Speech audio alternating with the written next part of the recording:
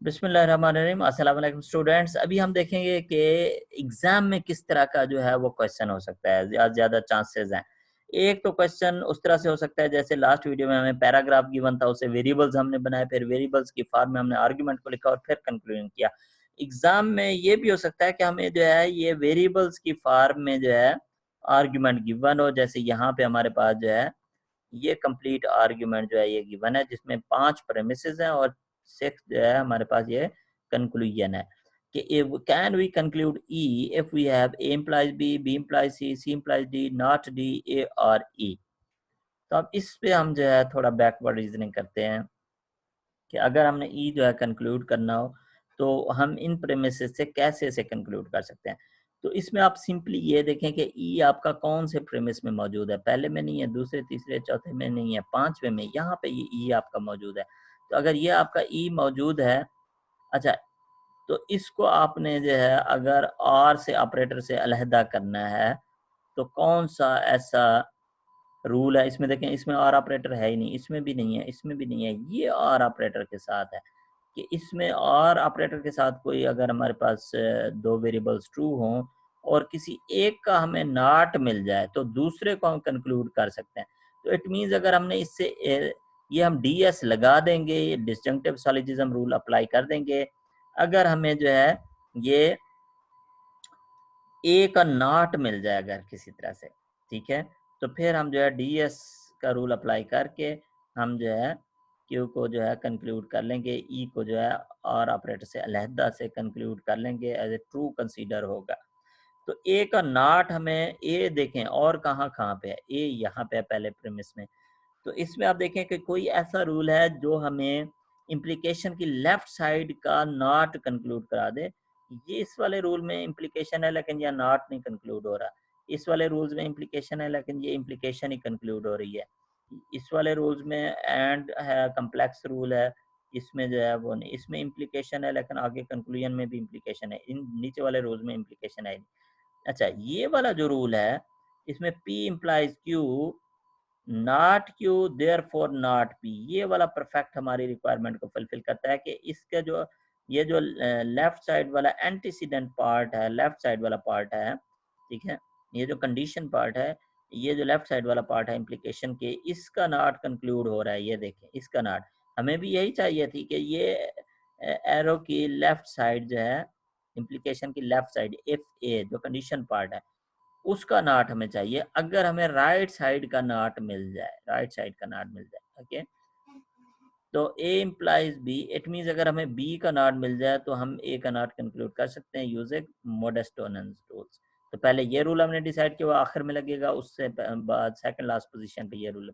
अब B का not जो है वो हमें यहाँ से मिल सकता है, again same empty rule apply करते हुए। और अगर हमारे पास C का नॉट आ जाए, C का नॉट हमें मिल सकता है अगर D का नॉट हो, D का नॉट हमारे पास मौजूद है, ओके। तो फिर हम जो है इसमें हम ये कर सकते हैं कि अब हम जो है जो बैकवर्ड रीजनिंग हमने की है कि पहले इन 3 और 4 इन दोनों के ऊपर जो है एम्प्टी का रूल जो है, मोडस टोलेंस का रूल जो है वो हम अप्लाई करते हैं कि C implies D not D, therefore we can conclude not C। क्योंकि अगर C होता तो D भी ट्रू होता, ये तो मालूम है हमें कि D ट्रू नहीं है, तो इट मीन्स C भी ट्रू नहीं था। We are sure, we are 100% sure. So तो लिखने का तरीका ये है कि एक तो सीरियल नंबर आगे बढ़ाएंगे हम इसे, और फिर जिन प्रेमिसेस पे रूल अप्लाई हो रहा है 3 और 4 वो हम लिखेंगे, और साथ में जो नया सब कंक्लूजन हमारा आ रहा है वो हम लिखेंगे। अगेन हाइपोथेटिकल सिलोजिज्म वाली लॉजिक जो है वो यूज हो रही है, तो हम जो है इस लॉजिक को यूज नहीं करेंगे, हम जो है मोडस टोलेंस वाली 3 और 4 के ऊपर जो है मोडस टोलेंस का रूल जो है वो हम अप्लाई करेंगे। तो हम जो है मोडस टोलेंस का रूल अप्लाई करते हैं 3 एंड 4 पे। We can conclude not C, P implies Q, not Q, therefore not P, C implies D, not D, therefore not C।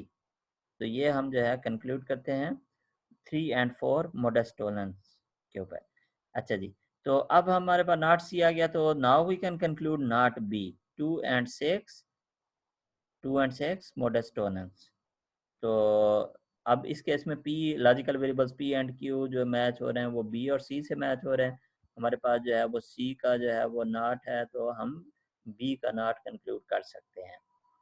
तो 2 and 6 modus ponens, again we can conclude not B. जब हमारे पास not B आ गया तो we can conclude not A, again using the same rule modus ponens.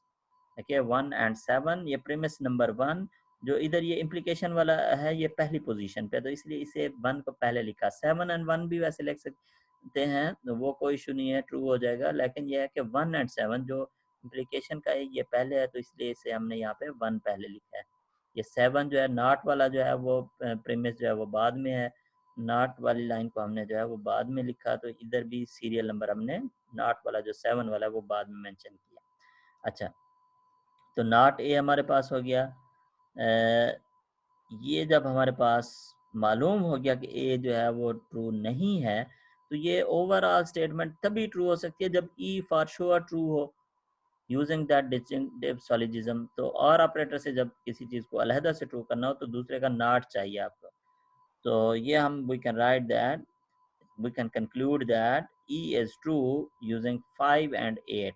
इसके ऊपर और इसके ऊपर जो है डिसजंक्टिव सॉलिजिज्म शॉर्ट फॉर्म में रूल्स का जो है, जो इन्फ्रेंस रूल्स है उसका नाम लिख लेना है, ठीक है, डिसजंक्टिव सॉलिजिज्म। तो it means it has been proved that this argument up to that point, यहाँ तक this argument, this conclusion on the basis of this premises, these premises is valid because we have achieved that same conclusion by applying the inference rules। अच्छा जी, अभी इसी तरह से इसी video में एक और जो है आर्ग्यूमेंट देख लेते हैं कि अगर हमारे पास हो P implies Q implies R, P implies Q, P can be conclude R। अच्छा जी, अब अगर हम इसे मैच करें इन प्रेमिसेस को इन रूल्स के साथ, ठीक है, और हम बैकवर्ड रीजनिंग करें कि ये आर हमारे पास यहाँ पे इस राइट साइड में मौजूद है, यहाँ पे मौजूद है, तो अगेन एमपी का रूल जो है वो हमें यहाँ से आर दे सकता है। पहले तो ये राइट साइड दे देगा और फिर जो है आर दे सकता है अगर हम अप्लाई कर सकें तो इस राइट साइड को कंक्लूड करने के लिए हमें इसकी जो कॉन्सिक्वेंट की ये कंडीशन लेफ्ट साइड है इम्प्लीकेशन की वो चाहिए होती है। इसमें P implies Q, P therefore Q। तो ये अगर हमारे पास ये लेफ्ट साइड यहाँ पे ये मौजूद है जो कि यहाँ पे इम्प्लीकेशन में लेफ्ट साइड पे है, तो यहाँ पे आप देखें कंक्लूजन में ये वाली साइड जो है राइट साइड पे आ रही है। तो अब अगेन एमपी का रूल, मोडस पोनेंस का रूल अप्लाई करते हुए ये हमारे पास P मौजूद है, यहाँ पे ये P मौजूद है, यहाँ पे वेरिएबल्स के नाम जैसे लास्ट पिछली स्लाइड में था, यहाँ पे वेरिएबल्स के नाम ए बी सी डी जो मर्जी आए हो जाए, कोई इशू नहीं है, ठीक है। यहाँ पे वेरिएबल्स के नाम कुछ भी हो सकते हैं। ये वाले हमारे जो लॉजिकल वेरिएबल्स है ये इनसे मैच हो सकते हैं। अच्छा जी, तो we can conclude by applying modus ponens rules on 1 and 3 we can conclude the right hand side. ये सारी राइट हैंड साइड जो है यहाँ पे लिख दी है और पेरेंथेसिस हटा दिया, अब पेरेंथेसिस की जरूरत नहीं है 1 and 3 मोडस पोनेंस रूल अप्लाई करके। अच्छा, अब इसमें देखें कि अब इसमें से अगर मुझे आर चाहिए तो मुझे उसकी लेफ्ट साइड चाहिए। लेफ्ट साइड पे जो है ये क्यू है, इम्प्लीकेशन की लेफ्ट साइड पे क्यू है, क्यू और कहाँ पे है, यहाँ पे। यहाँ से मुझे कैसे मिल सकता है अगर मुझे इसकी इम्प्लीकेशन की लेफ्ट साइड हो, अगेन एमपी का रूल अप्लाई करते हुए। तो यहाँ पे अगेन मेरे पास लेफ्ट साइड मौजूद है, तो 2 and 3 we can apply modus ponens rules on premise number 2 and 3 and we can conclude q हमारे पास अब कंक्लूड हो जाएगा। सो अब हम जो है Q implies R, Q therefore we can conclude R using again the same rule modus ponens। P implies Q, P therefore Q। यहाँ पे वेरिएबल के नाम जो है कुछ भी हो सकते हैं, इससे फर्क नहीं पड़ता। ये वाले लॉजिकल वेरिएबल्स अगेन दोबारा बार बार आपको बता रहा हूँ ये इनसे मैच हो सकते हैं। यहाँ पे जो है अभी ये जो P है ये इस Q से मैच हो रहा है, ये वाला जो Q है ये R से मैच हो रहा है, और ये वाला जो P है ये इस P से मैच हो रहा है। देयरफॉर ये वाला जो Q है जो कंक्लूजन में है we can write that conclusion R using 4 and 5 modus ponens. तो अभी इस वीडियो में हमने दो आर्ग्यूमेंट्स की जो है वो वैलिडिटी चेक की है। नेक्स्ट वीडियो में हम दो आर्ग्यूमेंट्स की वैलिडिटी चेक करेंगे और असाइनमेंट को डिस्कस करेंगे। उसके अलावा लेक्चर नोट्स के अंदर एक्सटेंडेड लेसन प्लान के अंदर और भी एग्जांपल्स दी गई हैं, उनको आपने जो है वो ज़रा देखना है कि क्या वो जो है इस तरह से वैलिडेट करके कंप्लीट सॉल्व करके दिया गया है। अगर कहीं पे आपको कोई कंफ्यूजन हो तो फिर आप जो है मुझसे क्वेश्चन कर सकते हैं। हमारी जो जूम ऑनलाइन क्लास होगी ये नेक्स्ट वीक से जो अगला वीक आएगा उसमें, तो उसमें आप जो है क्वेश्चंस कर सकते हैं। तो उससे बेहतर है कि ना सिर्फ आप वीडियो देखें, बल्कि जो लेक्चर नोट्स में मटेरियल दिया गया है उसको भी गो थ्रू कर लें, स्पेशली ये जो आर्ग्यूमेंट्स की एग्जांपल्स दी गई हैं। अच्छा जी, नेक्स्ट वीडियो में इंशाल्लाह मिलते हैं, तब तक के लिए अस्सलाम वालेकुम।